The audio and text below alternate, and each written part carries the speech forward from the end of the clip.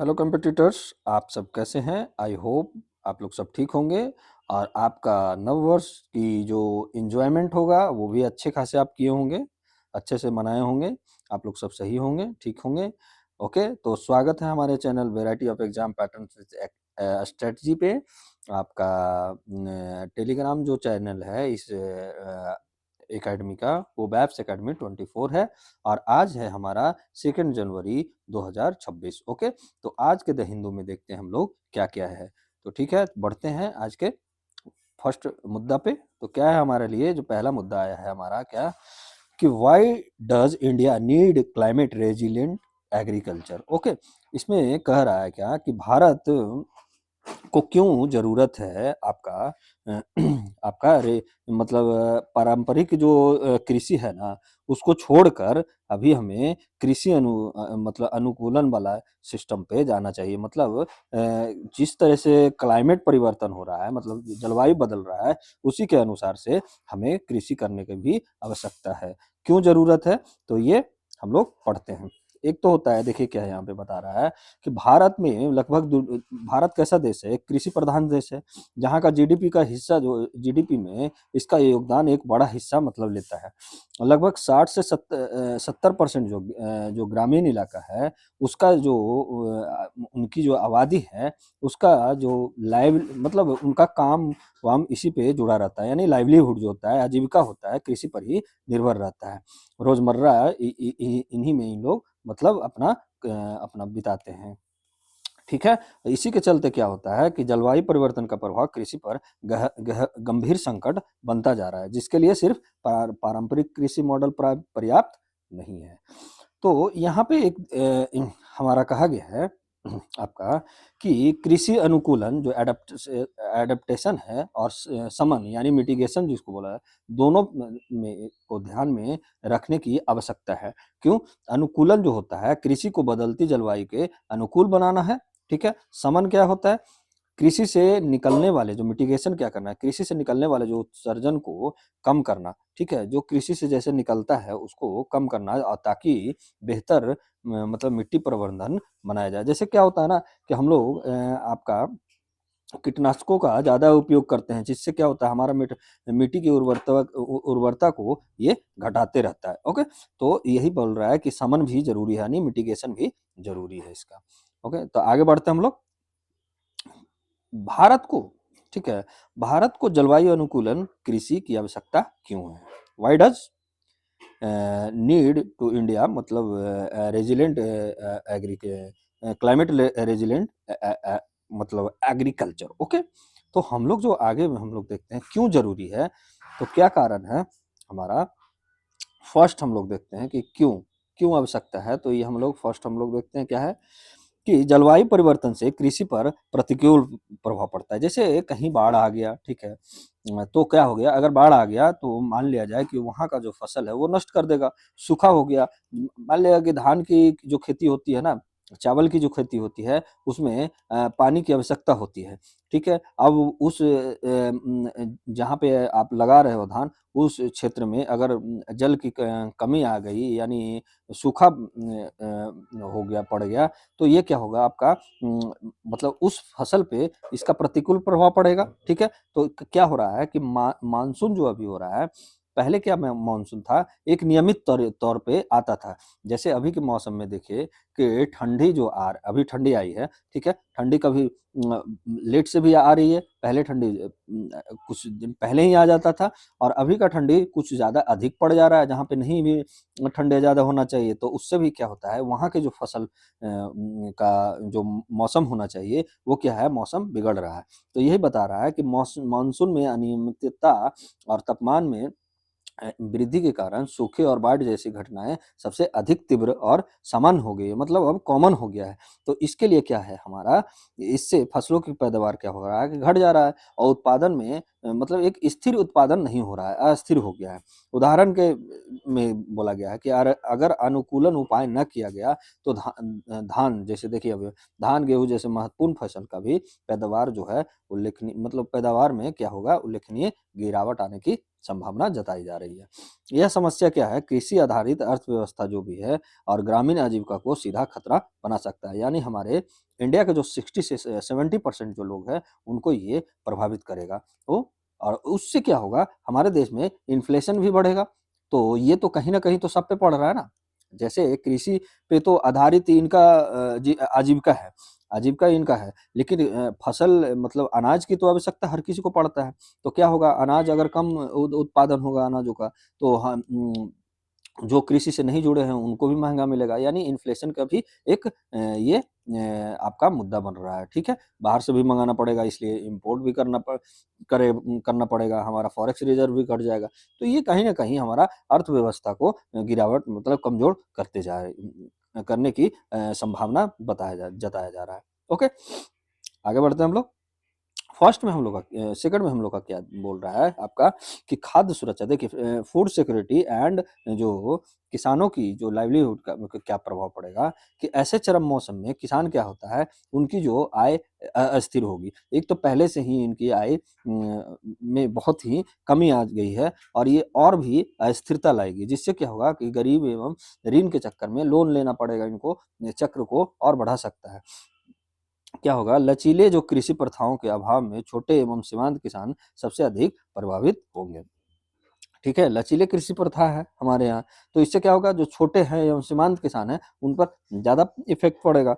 यह कारण सीधे तौर पर क्या होता है, हमारा फूड सिक्योरिटी और सामाजिक स्थिरता को भी से भी जुड़ा हुआ है। ओके।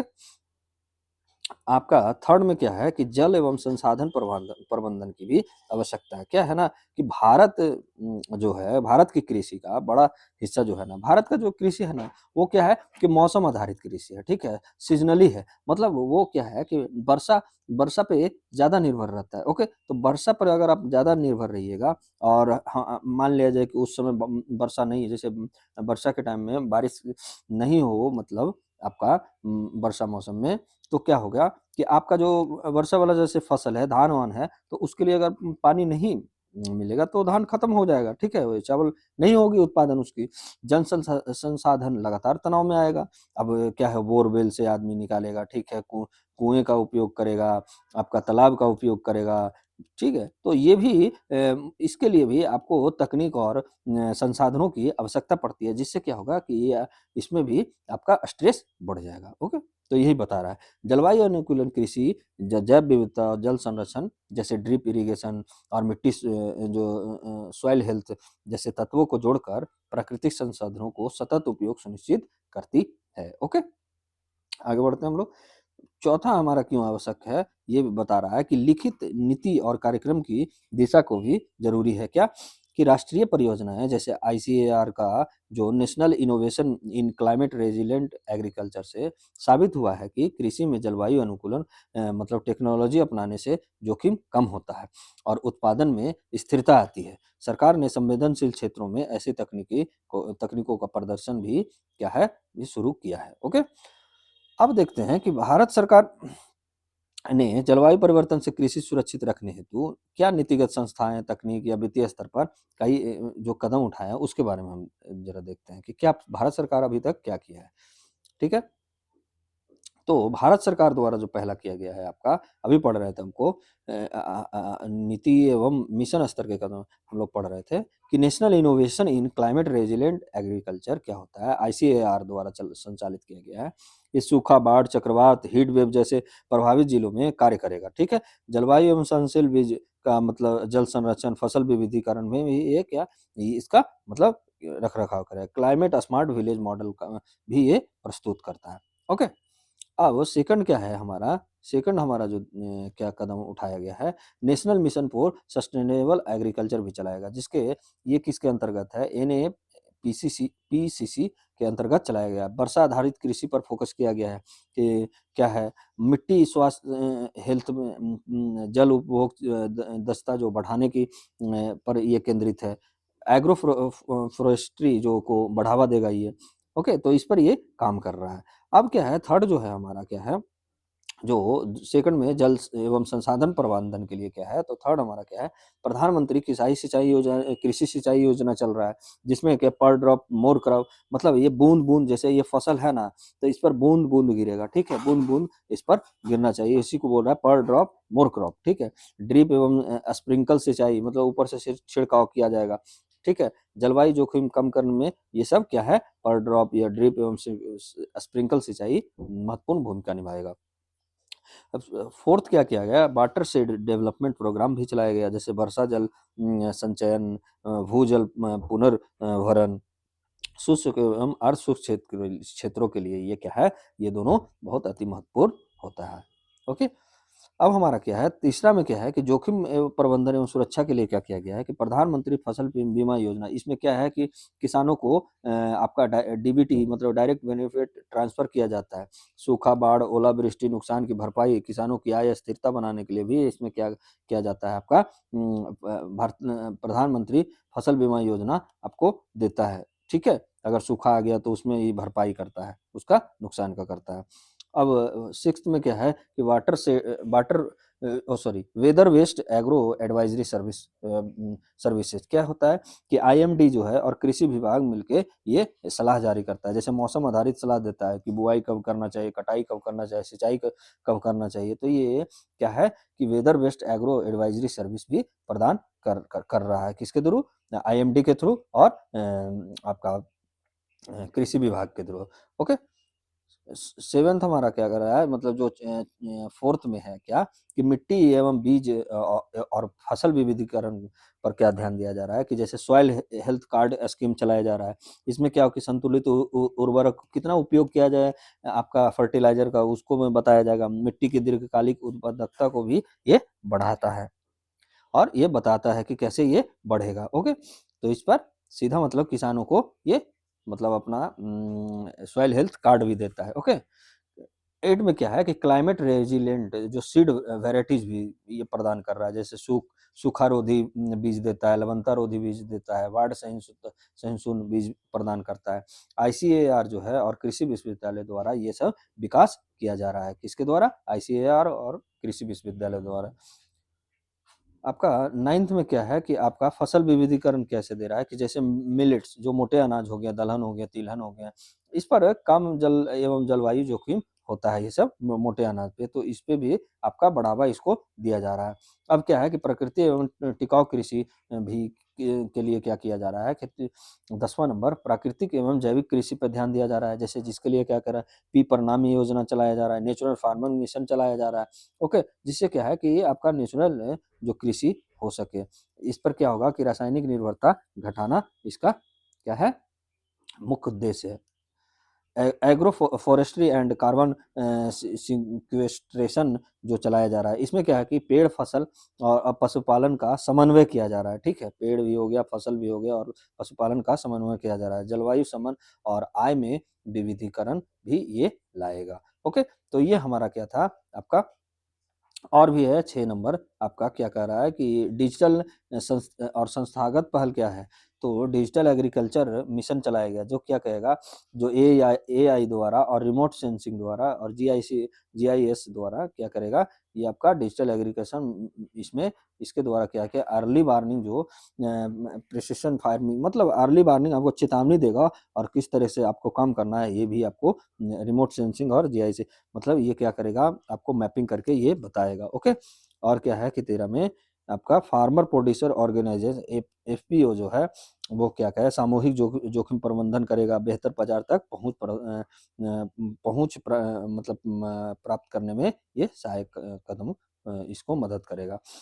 आगे क्या हमारा है आज का जो क्वेश्चन इसके लिए है आपका मेंस का कि भारत में जलवायु परिवर्तन के बढ़ते प्रभावों के संदर्भ में क्लाइमेट रेजिलेंट एग्रीकल्चर की आवश्यकता क्यों है, इस दिशा में सरकार द्वारा उठाए गए प्रमुख कदमों का आलोचनात्मक मूल्यांकन कीजिए। और हमारा चैनल जो है वेब्स एकेडमी आपका 24 पर आप इसको सेंड कर सकते हैं, आप सबमिट कर सकते हैं। वहाँ पे आपका क्वेश्चन, आपका आंसर आपको चेक किया जाएगा और आपको फीडबैक दिया जाएगा। और आपसे हमारा जो variety of exam patterns with strategy channel है वेब्स अकेडमी, उसको आप शेयर कीजिए और प्लीज़ सब्सक्राइब कीजिए। देखते हैं आप लोग लेकिन सब्सक्राइब नहीं कर रहे हैं, ठीक है? हमें भी मोटिवेट करने के लिए प्लीज़ आप लोग किया कीजिए। मैं आपके लिए इतना बेहतर मतलब प्रयास मेरा बेहतर रहता है। बाकी आप फीडबैक हमारे कमेंट में दे सकते हैं कि हमारा प्रयास और कैसे अच्छा होगा आपके लिए, तो आप ज़रूर बताइएगा। तो variety of exam patterns with strategy channel को आप सब्सक्राइब कीजिए और शेयर कीजिए और लाइक कीजिए और वीडियो के कमेंट बॉक्स में ज़रूर आप जाके बताइएगा। थोड़ा कल कल का जो एनसीईआरटी का हमारा जो बैच था, वो आप लोग के लिए अपलोड नहीं हो पाया था, आज मैं कर दूँगा, ओके?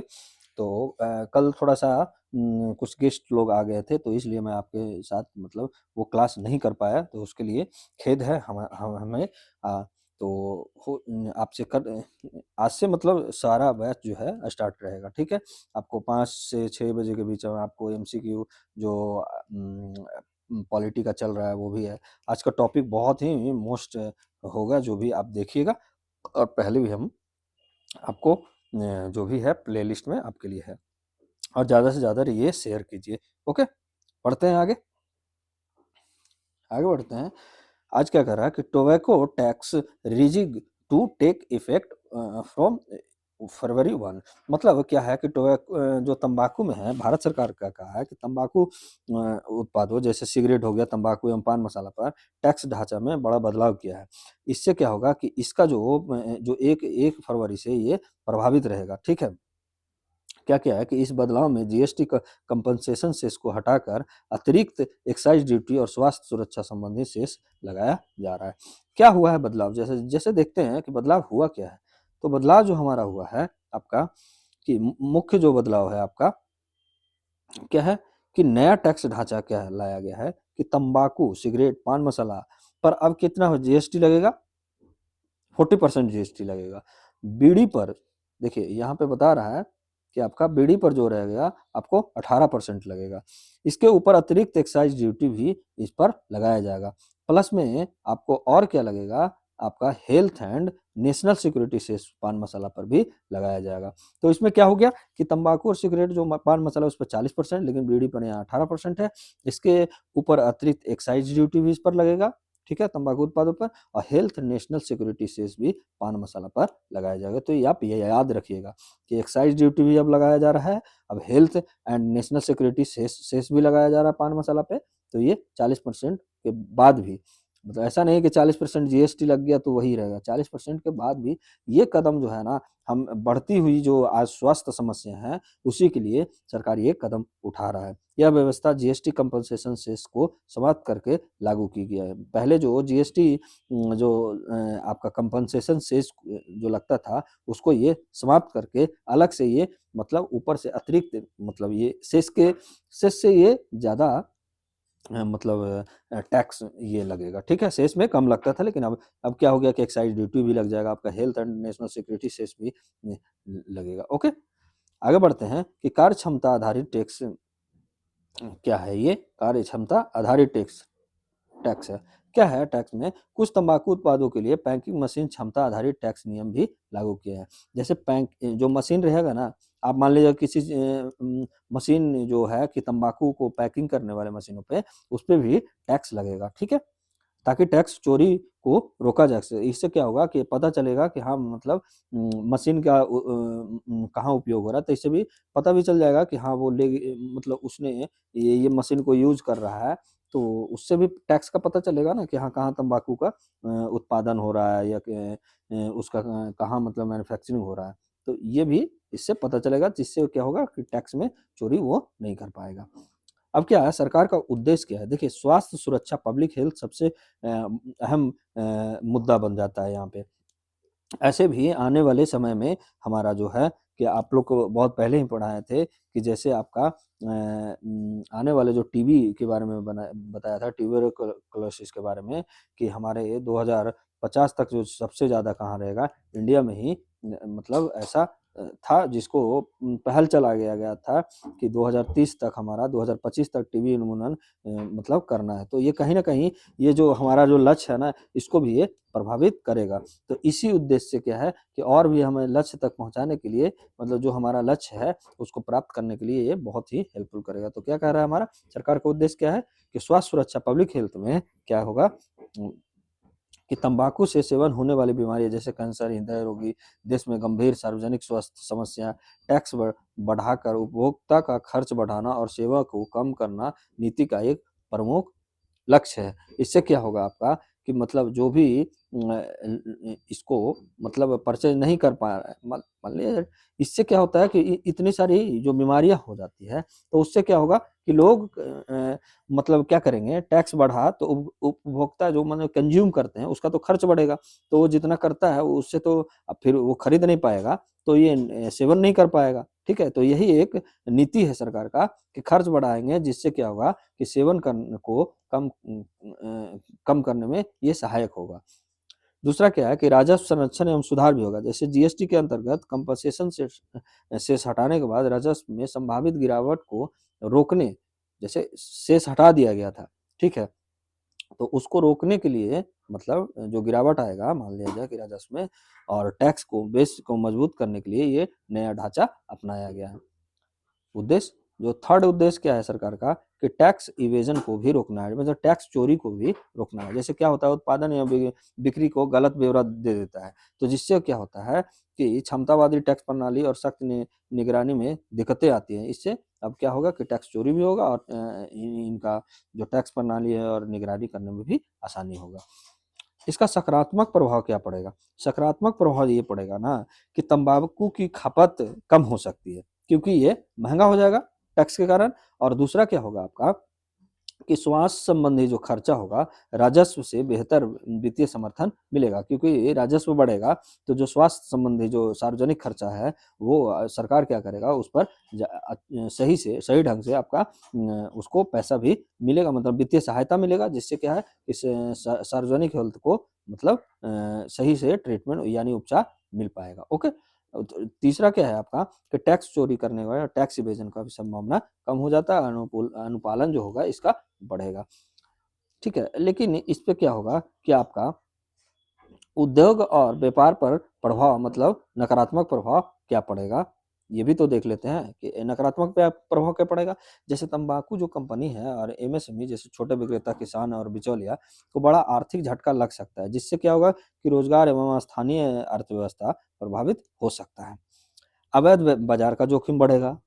मतलब किसी हद तक अवैध बिना टैक्स वाले तंबाकू की मांग बढ़ सकती है, जो एक भ्रामक मार्केट को भी ये बढ़ावा दे सकता है। तो ये क्या है, चिंताएँ हैं, ठीक है?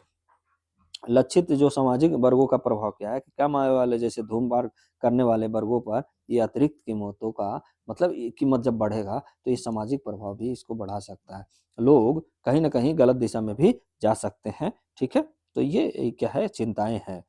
अब यहाँ पे हम लोग पढ़ते हैं जीएसटी बोल रहे थे, तो जीएसटी के बारे में आज आपको पूरे यहाँ पे डिटेल से मैं पढ़ करवा देता हूँ, ठीक है? जीएसटी क्या है? तो जीएसटी एक एकीकृत इनडायरेक्ट टैक्स है। देखिए टैक्स 2 प्रकार का होता है, एक आपका डायरेक्ट टैक्स होता है और एक आपका इनडायरेक्ट टैक्स होता है, ओके? तो ये कैसा है? इनडायरेक्ट टैक्स होता है, ठीक है? जो वस्तुओं और सेवा दोनों पे लगता है, याद रखिए गुड्स एंड सर्विस दोनों पर जिसे जीएसटी का फुल फॉर्म ही है goods and service tax, okay? तो ये है सेवा पर उत्पादन से उपभोग तक हर चरण में लगाया जाता है। सोच लीजिए उत्पादन से शुरुआत होकर आप जब तक इसको खा नहीं रहे हैं, कंज़्यूम नहीं कर रहे हैं, तब तक ये लग सकता है। इसे 1 जुलाई 2017 को मतलब 17 से लागू किया गया था। 101वां संविधान संशोधन जो हुआ था, उसी के माध्यम से मतलब 2016 के माध्यम से ये क्या किया गया था? लागू किया गया था। और इसका जो उद्देश्य था वन नेशन वन टैक्स, ठीक है? इसका उद्देश्य है एक राष्ट्र एक कर, ओके? आगे बढ़ते हैं, याद रखिएगा कि कौन-सा संविधान संशोधन से आया था, तो 101 ये आप याद रखिएगा। आगे बढ़ते हैं, इस संशोधन द्वारा किए गए प्रमुख संवैधानिक परिवर्तन क्या-क्या है? तो इससे जो 101वां जो संविधान संशोधन जो हुआ था, आपका क्या-क्या जोड़ा गया था? तो अनुच्छेद 246 ए जोड़ा गया था, ओके? ये याद रखिएगा, जो क्या काम करेगा कि केंद्र और राज्य को जीएसटी लगाने का समवर्ती अधिकार प्रदान करेगा। ठीक है। अनुच्छेद 279 ए जोड़ा गया जिसमें जीएसटी काउंसिल का गठन का प्रावधान है।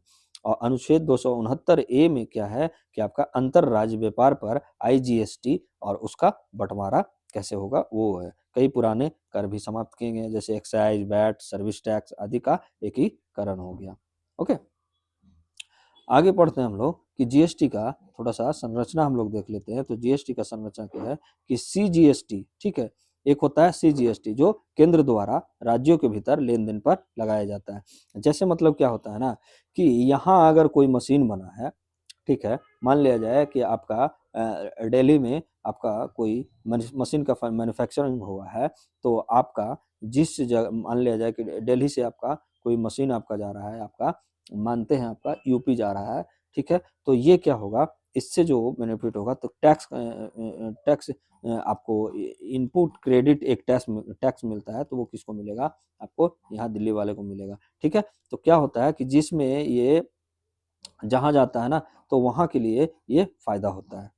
ओके, तो इस आधारित है एसजीएसटी राज्य द्वारा जो राज्य के भीतर लेन देन का बोलते हैं। आईजीएसटी अंतर राज्य लेन देन एवं आयात केंद्र पर बाद में साझा किया जाता है, ये आईजीएसटी होता है। ठीक है, जीएसटी का प्रमुख विशेषताएं क्या है, इनपुट टैक्स क्रेडिट का, टैक्स पर टैक्स नहीं। ठीक है, ये जीएसटी का जो मुख्य जो प्रमुख विशेषता है कि टैक्स पर टैक्स नहीं लगेगा। मतलब एक बार आपका टैक्स लग गया, मान लिया कि मशीन आप खरीदे हैं, मशीन से जो उत्पादन कर रहा है, तो फिर क्या है, मान लिया जाए कि जैसे ठीक है ये मैं मोबाइल खरीदा, तो इस पर तो मेरे से टैक्स लिया गया। अब इससे जो आ रहा है, ठीक है, तो ऐसा नहीं कि इससे मैं अगर कोई काम कर रहा हूँ तो उस पर टैक्स नहीं लगेगा। ठीक है, डेस्टिनेशन बेस्ड टैक्स है, देखिए उपभोग वाले राज्य को राजस्व देना पड़ेगा। ठीक है, मान लिया जाए कि यहाँ से मशीन का तो टैक्स कौन देगा, जो जो खरीद रहा है वो टैक्स भरेगा, ना कि ये टैक्स भरेगा। ओके, तो यही मैं समझाने वाला। टैक्स जो स्लैब था 0% था, 5% था, 12% था, 18% है, 28% है। ओके, तो ये टैक्स स्लैब लाया गया था। जीएसटी काउंसिल दरें जो क्या करते हैं, जीएसटी काउंसिल जो रेट होता है और पॉलिसी होते हैं तय करने वाली एक संवैधानिक संस्था है, जो आपको आर्टिकल 200 आपका कितना है 79 से जोड़ा गया है। ठीक है, यानी 279। ओके, इसका जो जीएसटी काउंसिल का अध्यक्ष कौन होता है, आपका केंद्रीय वित्त मंत्री होता है, यानी फाइनेंस मिनिस्टर। अभी कौन है, निर्मला सीतारमण। ओके, सदस्य कौन होंगे, राज्य केंद्र शासित प्रदेश के प्रदेशों के वित्त मंत्री होंगे, जो भी राज्य होंगे उसके प्रदेश के वित्त मंत्री होते हैं। निर्णय कैसे लिया जाता है, समानता क्या होता है, सर्वसम्मति, अन्यथा 3/4 के बहुमत पे। ओके, अब हम लोग आते हैं आज का अगला मुद्दा जो हम लोग को चलते हैं, कौन क्या है आपका अगला मुद्दा, क्या बोल रहा है आपका, export of technical textile witnessed 1.2% dip in April to October. Okay, क्या बता रहा है कि अप्रैल से अक्टूबर के अवधि तक में टेक्निकल जो टेक्सटाइल है उसका निर्यात में क्या हुआ है कि 1.2% का गिरावट आया है, जबकि सरकार इस सेक्टर को उच्च विकास और भविष्य का निर्यात चालक मान रही है। क्या सरकार मान रही है कि इसमें हाई डेवलपमेंट होगा और ये क्या करेगा कि भविष्य में इससे निर्यात बढ़ेगा। ओके, यही विरोधाभास में ये चर्चा में इसलिए आया है।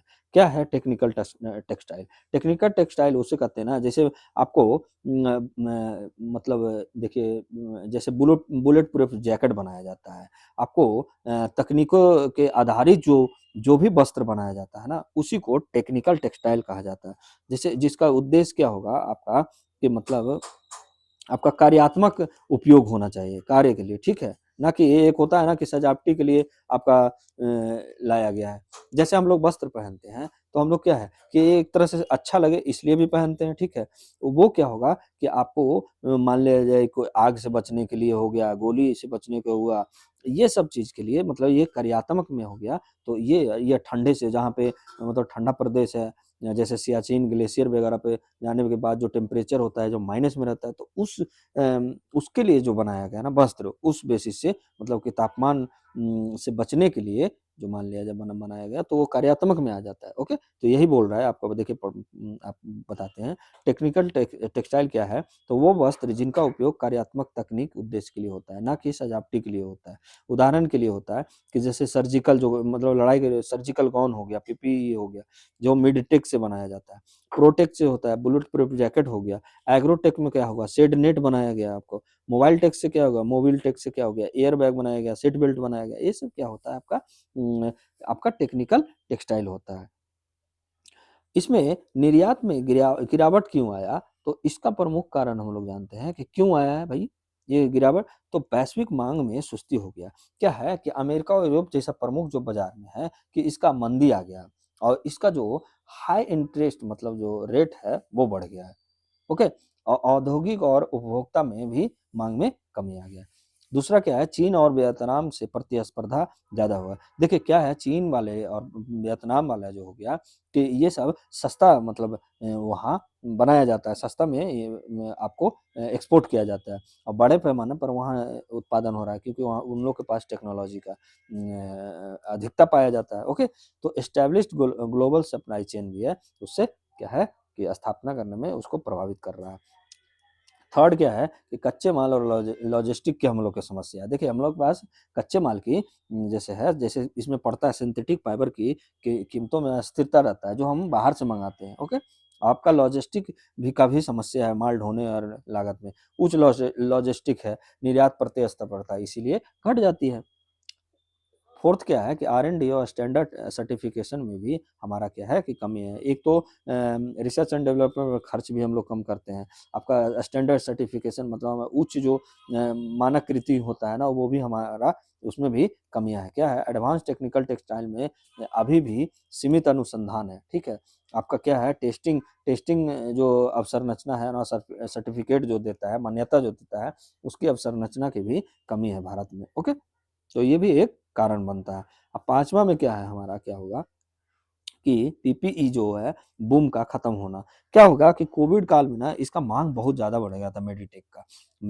जैसे अब माँग क्या होगा कि समान स्तर पर आ गया, बेस इफ़ेक्ट हो गया, ठीक है? सरकार के प्रयास क्या-क्या हैं ये हम लोग देख लेते हैं। तो सरकार का हमारा जो प्रयास किया गया है इस पे, वो पहला क्या किया गया है आपका नेशनल टेक्निकल जो टेक्सटाइल मिशन चलाया गया है एनटीटीएम, ओके? तो इसमें क्या है कि आर-एन-डी और इनोवेशन को बढ़ावा देने के लिए ये मिशन लाया गया है। स्किल डेवलपमेंट कराएगा, निर्यात संवर्धन बनाएगा, ओके? तो ये आपका एक्सपोर्ट में ये आपका ग्रोथ करेगा। आपका पीएलआई स्कीम भी चलाया गया टेक्सटाइल के लिए। प्रोडक्शन लिंक इंसेंटिव भी दिया जाएगा कि अगर जो उत्पादन अगर सही करता है तो उससे क्या होगा उसको आपका इंसेंटिव भी कुछ दिया जाएगा। एमएफएफ और टेक्निकल टेक्सटाइल पर ये मेनली रूप से फोकस किया गया है। हाई वैल्यू मैन्युफैक्चरिंग को प्रोत्साहन देगा, मतलब जो भी उच्च मूल्य वाला उत्पादन करेगा ना उसको ये आपका इंसेंटिव देगा। और हमारा थर्ड क्या है आपका कि क्वालिटी एंड टेस्टिंग इंफ्रास्ट्रक्चर भी इसको क्या है कि क्या है स्वदेशी टेस्टिंग लैब और मानक विकसित करने पर भी जोर दिया जा रहा है। क्वालिटी एंड टेस्टिंग इंफ्रास्ट्रक्चर को बढ़ावा दे रहा है। इम्पोर्ट डिपेंडेंसी को जो कम करना मैंने आयात जो निर्भरता है उसको कम करने की इससे कोशिश किया जा रहा है। अब हम लोग इतना जो पढ़े हैं इसके लिए मतलब क्या समाधान आप दे सकते हैं? तो क्या समाधान आप दे सकते हैं? ये भी आप थोड़ा बहुत आप ज़रूरी है हम लोग के लिए क्योंकि यूपीएससी के लिए तो यही मानता है कि क्या कमियाँ हैं उसका समाधान बताइए। तो क्या है फर्स्ट में हाई वैल्यू टेक्निकल टेक्सटाइल पर फोकस करना चाहिए जैसे डिफेंस हो गया, मेडिटेक हो गया, जियोटेक हो गया, मोलटेक हो गया जैसे एडवांस सेगमेंट में निवेश की आवश्यकता है। ओके, यहाँ पे आपका निवेश करने की ज़रूरत है और लो एंड उत्पादों से वैल्यू एडेड प्रोडक्ट्स की ओर शिफ्ट होना चाहिए। और सेकंड क्या करना है कि आर-एन-डी पर मतलब रिसर्च एंड डेवलपमेंट पर और इनोवेशन को मजबूत करने की आवश्यकता है जिसके लिए क्या है नेशनल टेक्निकल टेक्सटाइल जो मिशन है उसके तहत क्या करना चाहिए इंडस्ट्री एकेडमी कोलैबोरेशन करवाना चाहिए। नए fibre smart textile nano textile का विकास करना चाहिए। पेटेंट और स्वदेशी टेक्नोलॉजी को भी बढ़ावा देने की आवश्यकता है। ओके, थर्ड में क्या है हमारा थर्ड में है कि टेस्टिंग सर्टिफिकेशन और स्टैंडर्ड इंफ्रास्ट्रक्चर विकसित करने की आवश्यकता है जिससे क्या होगा कि अंतर्राष्ट्रीय मानकों के अनुरूप बनाया जाएगा हमारा जो टेस्टिंग होगा स्टैंडर्ड होगा। डोमेस्टिक टेस्टिंग लैब के विकास करने की आवश्यकता है। टाइम बाउंड मतलब एक टाइम पीरियड में सर्टिफिकेट देने जैसे क्या होता है ना कि इसके लिए क्या किया जाएगा सिंगल विंडो आप स्थापित कर सकते हैं कि जल्दी से जल्दी उसको सर्टिफिकेशन और उसका टेस्टिंग जो हो सही ढंग से और जल्दी से जल्दी उसको सर्टिफिकेट भी उसको मिल जाए। ओके, इससे क्या होगा कि नैनो टैरिफ जो बैरियर होगा वो कम होगी। आगे बढ़ते हैं हम लोग। फोर्थ में हमारा क्या कह रहा है समाधान कि लॉजिस्टिक और लागत प्रतिस्पर्धा को क्या करना चाहिए कि पीएम गति शक्ति मल्टी मॉडल लॉजिस्टिक का उपयोग करके क्या है कि लॉजिस्टिक और लागत प्रतिस्पर्धा को आप चुनौती दे सकते हैं। जैसे बिजली हो गया, ट्रांसपोर्ट हो गया और इनपुट लागत को कम करने की आवश्यकता है। इससे क्या हो गया, स्केल ऑफ प्रोडक्शन को बढ़ावा मिलेगा और इसकी बढ़ाने की भी आवश्यकता है। फिफ्थ क्या है कि एमएसएमई और स्टार्टअप को भी सपोर्ट करने की आवश्यकता है, जिससे क्या हो कि आसान क्रेडिट होगा, टेक्नोलॉजी अपग्रेडेशन फंड अगर आप इसको दीजिएगा एमएसएमई को, तो इससे क्या होगा कि इसकी उत्पादन क्षमता बढ़ेगी। और कल्चर बेस्ड अप्रोच अपनाना चाहिए, जैसे टेक्सटाइल पार्क खोलना चाहिए आपका पीएम मित्रा के तहत, इसको भी स्कीम चलाने की आवश्यकता है। आपको सिक्स में क्या है कि एफएटीएस फ्री ट्रेड एग्रीमेंट्स और नए बाजारों को बेहतर उपयोग भी मतलब करना चाहिए। ये सब इसका उपयोग एफएटीओ का फ्री ट्रेड एग्रीमेंट का भी उपयोग, जैसे अफ्रीका हो गया, लैटिन अमेरिका हो गया, एशियान जैसे उभरते बाजार को भी इसके साथ आप एफएटीए करने की आवश्यकता है। और एक्सपोर्ट प्रमोशन काउंसिल की भी भूमिका को मजबूत करने की आवश्यकता यहाँ पे है। ओके, अब जो लास्ट है हमारा सात जो है, सातवां क्या कर रहा है कि समाधान में स्किल डेवलपमेंट में भी जरूरी कर।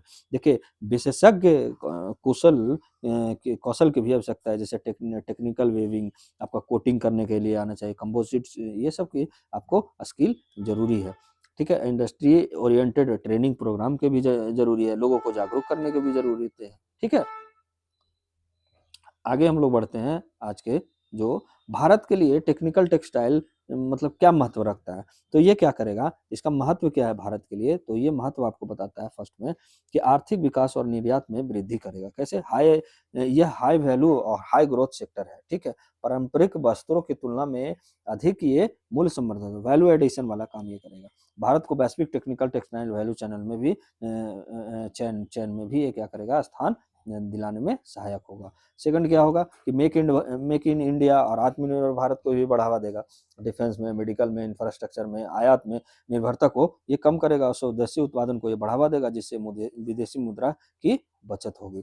थर्ड में क्या है कि रक्षा और राष्ट्रीय सुरक्षा को भी ये सहायता मतलब ये सुरक्षा प्रदान करेगा। कैसे? बुलेट प्रूफ जैकेट आएगा, फायर रेजिस्टेंट सूट आएगा, पैरासूट आएगा, क्या नेट सैनिक और सुरक्षा बलों की सुरक्षा एवं क्षमता को ये बढ़ाता है।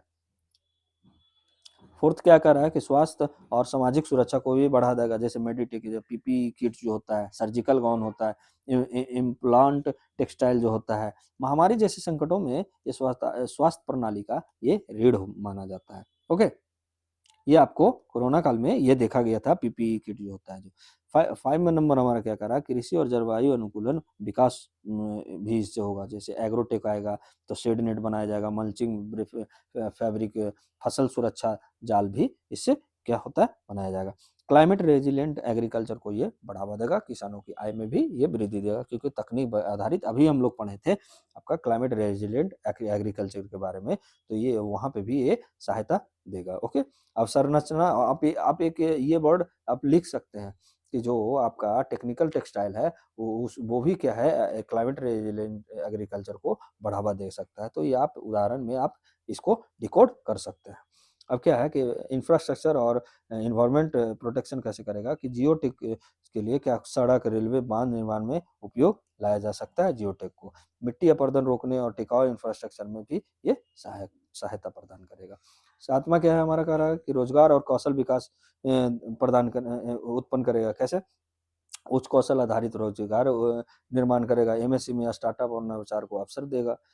आठ में क्या है, आपदा प्रबंधन और सुरक्षा को भी ये बढ़ावा देगा। ठीक है, कैसे? फायर प्रोटेक्शन आएगा, टेंट लगेगा, सेफ्टी नेट, फ्लड कंट्रोल व फैब्रिक द्वारा इससे क्या है, आपदा पर नियंत्रण पाए, आपदा में त्वरित और सुरक्षित प्रतिक्रिया दे सकते हैं। ठीक है, आपका ये आज का जो इसका जो मेंस का क्वेश्चन है, टेक्निकल टेक्सटाइल भारत के लिए एक उभरता हुआ रणनीतिक क्षेत्र है।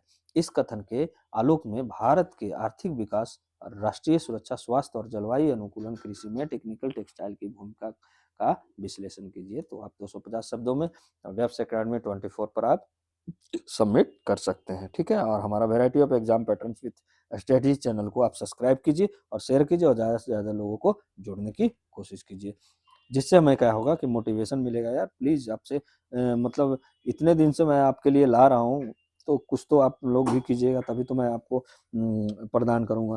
देखिए क्या होता है ना, आजकल गलत चीज़ों को लोग ज़्यादा ही बढ़ावा दे देते हैं। अब पता नहीं ऐसा क्यों है? अब बढ़ाने वाले लोग जाने या करने वाले, हमारा तो जो काम है वो मैं करूँगा ही, लेकिन क्या होगा आपके सब्सक्राइब करने से मुझे भी मोटिवेशन मिलेगा आपके कमेंट करने से। तो प्लीज़ आप ये चीज़ ज़रूर कीजिए। ठीक है?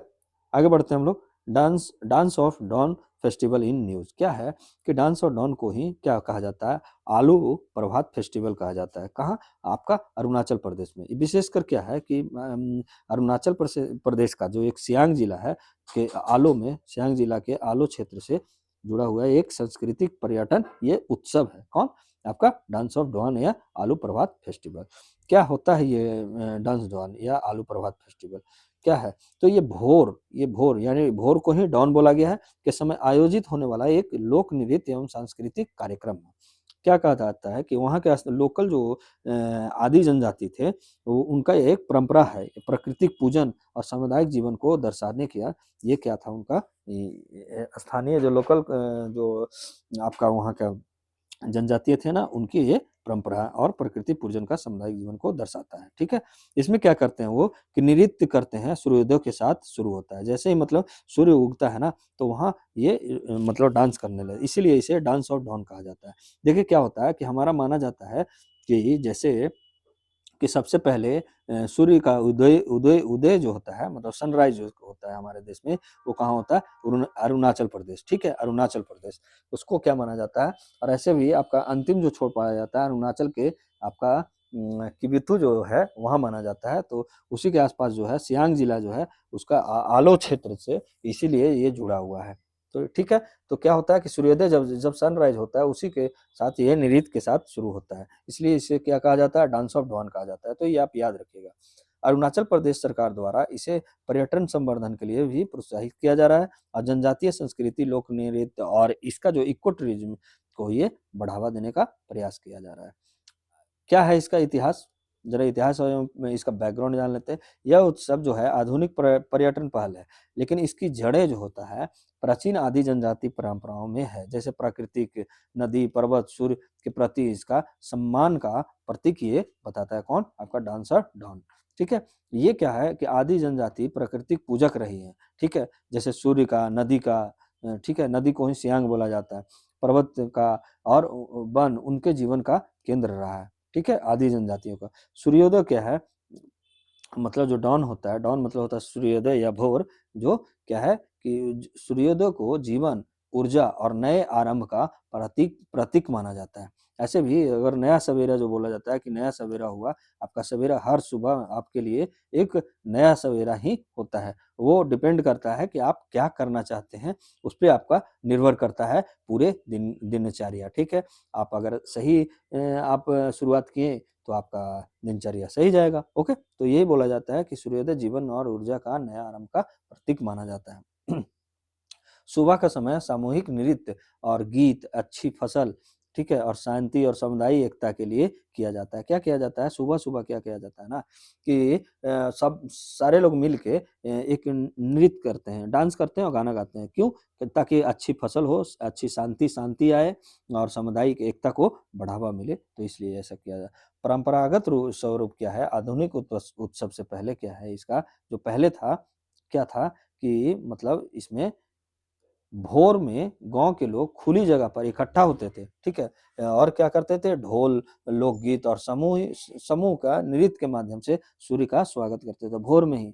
मान लिया जाए कि राइज़ करने वाला है आपका 6 बजे, तो उससे पहले ही इन लोग उठकर मतलब ढोल ये नगाड़ा ला के अपना डांस-वांस का मतलब माध्यम से सूर्य का स्वागत किए, ठीक है? कितना ये प्रकृति से जुड़ा हुआ है। जैसे बिहार का जो फेस्टिवल है आपका सूर्य के प्रति, आपका छठ जो होता है, छठ पूजा जो होता है, वो भी सूर्य को समर्पित है। तो कहीं न कहीं देखिए ये क्या जुड़ाव होता ही है। जैसे आदि जनजाति जो है ये अरुणाचल प्रदेश में इस तरीके से वहाँ ये सूर्य का मतलब पूजन किया जाता है, ठीक है? उनका स्वागत किया जाता है। ये क्या दिखाता है, कुछ ना कुछ सिमिलरिटी पाया जाता है। आप एनसीईआरटी के बैच में पढ़िएगा तो आपको सिमिलरिटी के बारे में आपको पता चलेगा कि हाँ, कैसे हमारा जो कॉन्टिनेंट है एक जगह से दूसरी जगह था, एक ही था, जो सारे टूट-टूट के अलग-अलग हो गए हैं, जिसको कॉन्टिनेंटल ड्रिफ्ट कहा गया है। ओके? ये क्या कह रहा है कि यह किसी एक दिन का फेस्टिवल नहीं है, बल्कि ये विशेष अवसर पर मौसम से परिवर्तन से जुड़ी से परंपरा थी। ठीक है? पहले, ठीक है? अब क्या है, आधुनिक में इसका विकास क्या है आपका, आधुनिक में जो ये विकास पहले जो बात हुआ रहा था, अब क्या है आधुनिक वाला में क्या हो गया है इसका कि आपका 21वीं सदी में अरुणाचल प्रदेश सरकार एवं स्थानीय प्रशासन क्या कहा है, इस परंपरा को आलू प्रभात यानी डांस ऑफ डॉन फेस्टिवल के रूप में संस्थागत किया गया है। उद्देश्य क्या है कि जनजातियों के जो संस्कृति का संरक्षण मिल सके, युवाओं को परंपरा से जोड़ सके, जो पिछले क्या है हमारा ट्रेडिशन, पर्यटन मतलब जो कल्चर और एंड इको टूरिज्म को बढ़ावा देने के लिए भी ये उद्देश्य इसका ये है। ठीक है? महत्व क्या है इसका, सांस्कृतिक महत्व क्या है कि भारत की जनजातियाँ जो भारत की जनजाति है, ठीक है, भारत की जो जनजाति है उनकी विविधता को ये दर्शाता है और अमूर्त संस्कृति विरासत जिसको इंटेंजिबल कल्चर कल्चर हेरिटेज का ये संरक्षण भी है। ओके, आगे बढ़ते हैं हम लोग। सेकंड में क्या है इसका महत्व है, सामाजिक महत्व जो है हम लोग देखते हैं समुदाय में एकता, क्योंकि एक साथ ये शांति और अच्छी फसल के लिए जो डांस करते हैं, एकता और पहचान को मजबूत बनाता है, युवाओं को पारंपरिक कला से जोड़ता है। आपका थर्ड में कि आर्थिक पर्यटन महत्व क्या है, तो स्थानीय रोजगार ये प्रदान करेगा, होम स्टे हस्तशिल्प को बढ़ावा देगा, पूर्वोत्तर में सस्टेनेबल टूरिज्म का एक मॉडल भी प्रदान करता है। भारत की एकता और भारत की जो एक भारत श्रेष्ठ भारत का भावना को भी ये बल प्रदान करता है। तो ये हमारे लिए महत्व रखता है। और वैश्विक स्तर पर क्या है कि कल्चर टूरिज्म और इंडिजिनस जो कल्चर के संरक्षण की दिशा में भी ये कर रहा है। स्वदेशी जो संस्कृति है उसके संरक्षण में भी ये क्या है कि एक संरक्षण की दिशा में ये कदम बढ़ाता है। अब भारत के द्वारा क्या क्या पहल किया गया है भाई, मतलब आप कल्चर के लिए, तो संस्कृति मंत्रालय जो है, मिनिस्ट्री ऑफ कल्चर जो है, जनजातीय लोक नृत्य एवं संरक्षण हेतु क्या दिया है, अनुदान या समर्थन करते हैं। जैसे अमूर्त संस्कृति विरासत के संरक्षण की नीति के अंतर्गत स्थानीय परंपराओं का भी एक प्लेटफॉर्म प्रदान किया है। ओके, पर्यटन मंत्रालय द्वारा जो मिनिस्ट्री ऑफ टूरिज्म क्या है, स्वदेश दर्शन के स्कीम के तहत पूर्वोत्तर को सर्किट का विकास बनाना है। ठीक है, कल्चर टूरिज्म और इको टूरिज्म के रूप में आलू प्रभात का प्रचार भी किया जा रहा है। देखो अपना देश पहल से भी घरेलू पर्यटन को भी बढ़ावा दिया जा रहा है। तो ये सब पहल आप याद रखिएगा, ठीक है? स्वदेश दर्शन स्कीम, देखो अपना देश पहल, ये सब जो है आपका याद रखने की जरूरत है। अब जनजातीय मंत्रालय मिनिस्ट्री ऑफ ट्राइबल अफेयर्स क्या क्या है कि ट्रैफर्ड के माध्यम से स्थानीय हस्तशिल्प उत्पादों का बाजार सुनिश्चित करवाया। ठीक है, जनजातीय पहचान इससे बढ़ेगा, आजीविका सुदृढ़ करने का भी एक ये पहल है।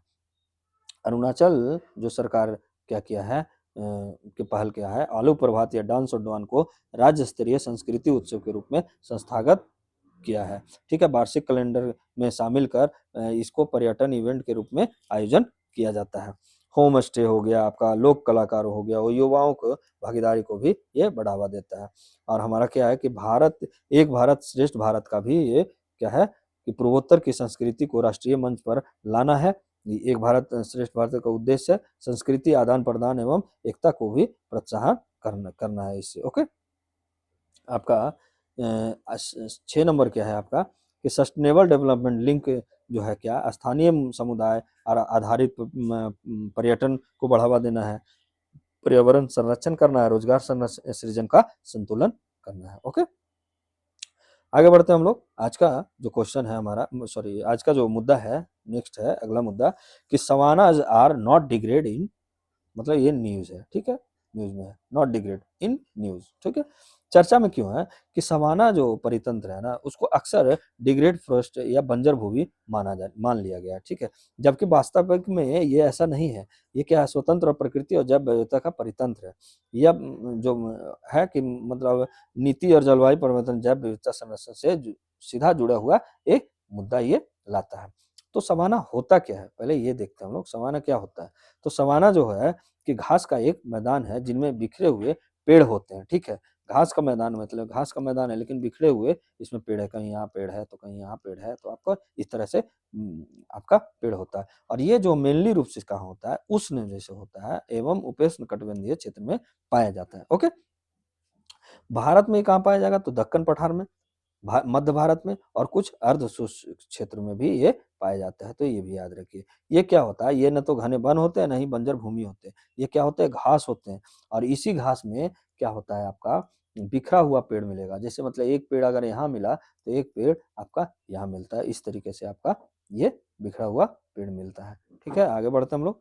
सवाना को डिग्रेड मतलब बंजर भूमि क्यों माना जाता है, तो क्यों माना जाता है कि फॉरेस्ट सेंट्रिक सोच है। ठीक है, कैसे कि नीति निर्माता द्वारा क्या करा है ना कि हरित क्षेत्र को ही सिर्फ वन माना गया, मतलब जहाँ हरा भरा दिखा उसी को वन माना गया, तो ऐसा ये सोच रखता है।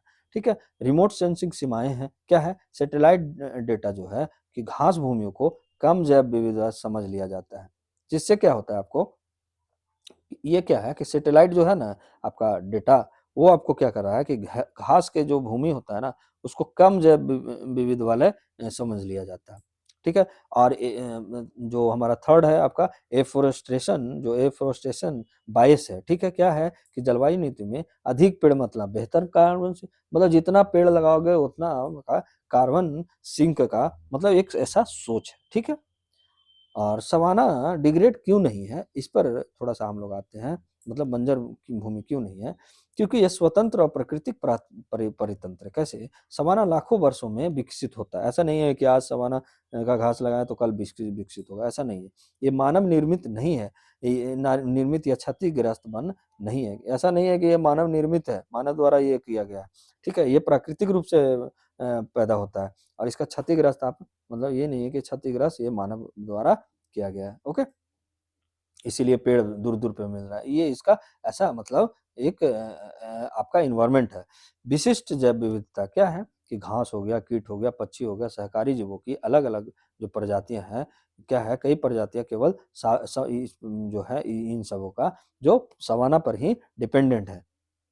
ओके, अब थर्ड में हमारा क्या है कि इसका जो है क्या कि फायर एंड ग्रेजिंग आधारित परतंत्र है। क्या है कि प्राकृतिक आग जो है मतलब जो आग लग जाता है वनों में और चराई जो है ग्रेजिंग है, यही इनका क्या है इकोलॉजिकल बैलेंस है। ये नहीं कि घास ज्यादा बढ़ने ये मतलब इसको या पेड़ जो इसका है ये ज्यादा बढ़ गया तो ये किसे कैसे बैलेंस होता है संतुलन, प्रकृति आग लग गया या चराई करवा मतलब घास वास जो चराई होता है उसके तरह से इसका संतुलन बनाए रखता है ना, प्राकृतिक संतुलन इसको बनता है। ठीक है, अब क्या है पारिस्थितिकी संतुलन। चौथा में क्या है कि पेड़ लगाना नुकसानदायक हो सकता है। क्या होता है सवाना में पेड़ बड़े पैमाने पर अगर वृक्षारोपण से क्या होता है कि जल उपलब्धता घटती है, स्थानीय जैव विविधता नष्ट हो जाती है, परितंत्र असंतुलित होगा। इसलिए इसको ऐसा नहीं है कि आप ज्यादा पेड़ लगा दीजिएगा इस क्षेत्र पे तो आपका ज्यादा ही आपको फायदा होगा, जैसे कार्बन सिंक के सोच के, ऐसा कुछ नहीं है। आगे बढ़ते हैं हम लोग। सवाना में जो है क्या कि आपका सवाना परितंत्र का महत्व क्या है, तो महत्व हम लोग देखते हैं। पहला कि आपका पहला महत्व जो है कि जैव विविधता संरक्षण। सवाना में विशिष्ट घास, कीट, पक्षी, स्तनधारी प्रजाति पाई जाती है, जो कई प्रजातियां केवल ग्रासलैंड सवाना परितंत्र पर निर्भर करती है, जिससे क्या है खाद्य श्रृंखला और पारिस्थितिकी संतुलन बनाए रखने में अहम भूमिका निभाता है। पारिस्थितिकी संतुलन बनाने में कैसे, जैसे फायर और ग्रेजिंग आधारित परितंत्र, जैसे प्राकृतिक आग और चराई से संतुलन बना रहता है। पेड़ों की अधिकता परितंत्र को नुकसान पहुंचा सकता है। इसमें सवाना में अगर आप ज्यादा पेड़ लगाएंगे तो उसके परितंत्र को नुकसान पहुंचाएगी। थर्ड क्या है हमारा, जलवायु में जलवायु परिवर्तन से निपटने में भी ये सहायक है। सवाना में मृदा जो ठीक है सॉइल कार्बन का बड़ा भंडार होता है। ठीक, जो इनका जो सवाना में मृदा कार्बन का बड़ा भंडार होता है। ओके, और केवल वृक्ष आधारित कार्बन सिंक की सोच ऐसे आगे बढ़कर ये काम करता है। परितंत्र आधारित जलवायु समाधान प्रदान करता है। ठीक है, आपका फोर्थ क्या है हमारा कि जल चक्र और भूमि संरक्षण कैसे करता है, वर्षा जल का अच्छा इनफिल्ट्रेशन कर देता है। ठीक है, मृदा अपरदन को भी ये रोकता है, भूजल चार्ज करने में आपका रिचार्ज करने में सहायक है। आजीविका और सामाजिक महत्व भी है, जैसे पशुपालन हो गया, चरवाहा समुदाय की आजीविका आधार ये क्या है सवाना घास का मैदान है। ईंधन हो गया, चारा हो गया, आपका पारंपरिक संसाधन भी ये उपलब्ध कराता है। 6 आपका छठा नंबर क्या है हमारे लिए, क्या आवश्यक मतलब महत्व है कि गलत वृक्षारोपण से ये क्या करता है, बचाव करता है। सवाना में बड़े पैमाने में वृक्षारोपण से क्या होगा, जल संकट होगा, जैव विविधता का ह्रास होगा, परितंत्र असंतुलित है। इसलिए कहा जाता है कि right ecosystem at the right place, okay, का सिद्धांत ये जारी करता है। तो ये आप ये कोड भी कर सकते हैं, right ecosystem at the right place, okay. हम लोग आगे बढ़ते हैं कि इसका सवाना परितंत्र मतलब आपका भारत ने क्या चलाया है इसके लिए पहल, जो तो भारतीय पहल जो है हमारे लिए कि ग्रासलैंड सवाना को स्वतंत्र परितंत्र का मान्यता देने के लिए हाल ही में वैज्ञानिक एवं नीति स्तरीय चर्चा किया गया है, जिसमें सवाना ग्रासलैंड को डिग्रेड फॉरेस्ट मानने की सोच पर पुनः विचार किया जा रहा है। इससे क्या होगा कि इकोसिस्टम बेस्ड अप्रोच बराबर मतलब आएगा, ठीक है। दूसरा क्या है कि नेशनल बायोडाइवर्सिटी एक्शन प्लान के अंतर्गत किया गया है कि जैव विविधता संरक्षण में ग्रासलैंड सवाना इकोसिस्टम को शामिल करने का भी दिशा में प्रयास किया जा रहा है। वाइल्ड लाइफ कंजर्वेशन एफर्ट्स जो है उसमें क्या कह रहा है कि बैकअप ग्रेट इंडियन बस्टर्ड, आपका black buck, great Indian bustard जैसे जीव जो है सवाना ग्रासलैंड पर ही निर्भर रहते हैं। इनके संरक्षण से अप्रत्यक्ष रूप से सवाना का भी संरक्षण किया जाता है, ओके। कैंपा जो होता है एवं एफोरेस्टेशन में जो सुधार की चर्चा है कि हर जगह पेड़ की नीति के बजाय आप क्या किए, right ecosystem at the right place पर बल दीजिए, ओके। और स्थानीयों में सामुदायिक भूमिका भी ये क्या कर रहा है, क्या है कि चरवाहा पोस्टल कम्युनिटीज की पारंपरिक नॉलेज को भी ये मान्यता प्रदान करता है। सामुदायिक जो है संरक्षण मॉडल भी प्रदान करता है। वैश्विक पहल क्या है ग्लोबल, तो पहला है कि UN decade on ecosystem restoration जो 2021 से 30 तक चलेगा, केवल वनों पर नहीं ये बल्कि ग्रासलैंड सवाना जैसे पर्यटन पर भी फोकस करता है। सेकंड क्या है कि आईयूसीएन का international union for conservation of nature में सवाना को स्वतंत्र एवं प्राचीन परितंत्र के रूप में मान्यता प्रदान किया है। गलत एफोरेस्टेशन के खिलाफ यह वैज्ञानिक चेतावनी भी प्रदान करता है। और थर्ड हमारा क्या है आपका कि conventional on biological diversity, ecosystem क्या करता है, ये क्या कर रहा है कि इकोसिस्टम डाइवर्सिटी के संरक्षण पर जोर देता है। सवाना स्पेसिफिक बायोडाइवर्सिटी को संरक्षित करने का भी ये सिफारिश करता है। अफ्रीका और साउथ अमेरिका के अनुभव क्या बढ़ता रहता है कि अफ्रीका सवाना जैसे सेरेंगेटी आदि को क्या और ग्लोबल बायोडाइवर्सिटी हॉटस्पॉट माना जाता है, ठीक है। ये क्या माना जाता है कि ग्लोबल बायोडाइवर्सिटी हॉटस्पॉट माना जाता है। बड़े पैमाने पर ट्री प्लांटेशन को हानिकारक माना गया है आपका अफ्रीका और साउथ अमेरिका के अनुभव से। आपका ये क्या है, क्लाइमेट पॉलिसी में बदलाव आएगा, केवल फॉरेस्ट बेस्ड कार्बन सिंक का जो सोच रखता है उसका नहीं, बल्कि सॉइल कार्बन और ग्रासलैंड कार्बन को भी शामिल किया जा रहा है, ओके। सवाना परित क्वेश्चन है आज का जो एमसीक्यू है, आप दीजिएगा अपना आंसर। क्या है कि फर्स्ट में आपका सवाना परितंत्र के संबंध में कथनों पर विचार कीजिए। क्या है, पहला आपका सवाना को डिग्रेड फॉरेस्ट माना जाना वैज्ञानिक रूप से सही है। क्या यह सही है? सवाना परितंत्र में प्रकृति, आग और चराई पर निर्भर करता है, ओके, जो संतुलन, ठीक है। सवाना में बड़े पैमाने पर वृक्षारोपण हमेशा जैव विविधता बढ़ाता है, तो ऐसा नहीं है, ये आपका गलत है। तो आपका क्या होगा, आपका सिर्फ हो जाएगा आपका एक, ठीक है। आपका सॉरी, एक नहीं, एक तो गलत ही है, यहाँ आपका सवाना डिग्रेड फॉरेस्ट माना जाना वैज्ञानिक रूप से सही नहीं है। तो हमारा क्या हो जाएगा, आंसर बी हो जाएगा, ठीक है। सेकंड क्या है, टेक्निकल टेक्सटाइल के संदर्भ में निम्नलिखित कथनों पर विचार कीजिए। टेक्निकल टेक्सटाइल मुख्यतः सजावटी फैशन और के उद्देश्यों के लिए बनाया जाता है, तो ऐसा नहीं है। इनका उपयोग आधार सौंदर्य के बजाय कार्यात्मक गुण होता है, सही है। बुलेट प्रूफ जैकेट, फायर और रेजिस्टेंस सूट टेक्निकल टेक्सटाइल का उदाहरण है, तो 2 और 3 ये हमारा बी सही हो जाएगा, ओके। आगे बढ़ते हैं हम लोग। आज का जो लास्ट क्वेश्चन है हमारा में एमसीक्यू का मतलब डांस ऑफ डॉन आलू प्रभात उत्सव का संबंध किस राज्य से है, तो आपका अरुणाचल प्रदेश से है, ओके। डांस ऑफ डॉन का को यह नाम क्यों दिया गया, तो यह क्या है, यह सूर्योदय भोर के समय नृत्य से जुड़ा हुआ है, इसलिए इसको नाम दिया गया। तो ऑप्शन नंबर सी जो है हमारा सही होगा। तो आपको आज का सेशन कैसा लगा, प्लीज़ हमारे कमेंट बॉक्स में आप अपनी प्रतिक्रिया दे सकते हैं। और ज़्यादा से ज़्यादा लोग सब्सक्राइब कीजिए, एक पहल है ये 1K का, तो प्लीज़ जल्दी से जल्दी हम लोग को पूरा करवाइए, जिससे अब क्या क्या होगा कि हम लोग को भी मोटिवेशन मिलेगा। और आज के लिए बस इतना ही और आप जुड़िए, आपका एनसीईआरटी जो बैच चल रहा है रात को 9 बजे आपको मिलेगी और 5 से 6 बजे के बीच में आपको एमसीक्यू पॉलिटी मिलेगी। ओके, तो आज के लिए बस इतना ही। धन्यवाद। जय हिंद, जय